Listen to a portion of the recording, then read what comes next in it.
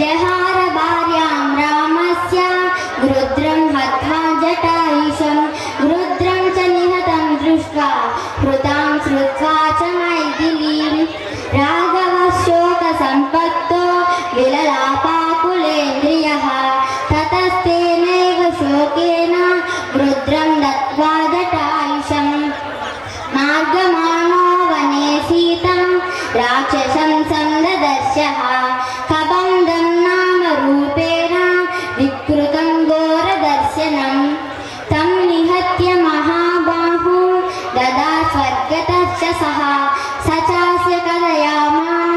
शबरीं धर्मचारिणीं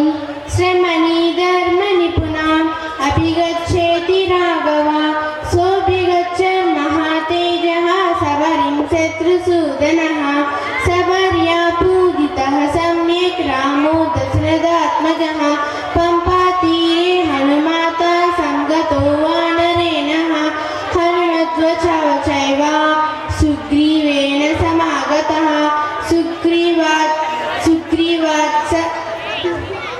सुग्रीवात्सपि तत्सर्वं संसाद रामो महाबलः आदितस्तद्वतावृत्तं सीताया च विशेषतः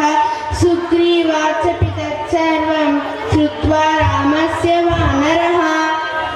चकार सप्तं रामेण प्रीतश्चैवाग्निसात्विकं ततो वानरराजेन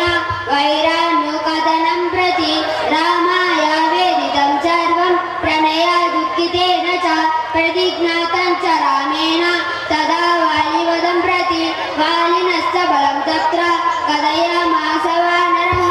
सुग्रीवः सन्त्यगच्छासि नित्यं मीरेण राघवे राघवः प्रत्यागं ते दुन्दुभेगाय मत्तमम्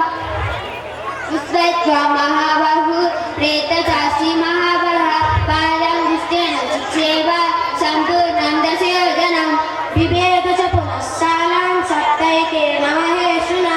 गिरिं रसातलं चैव जन्यं प्रत्यन्तः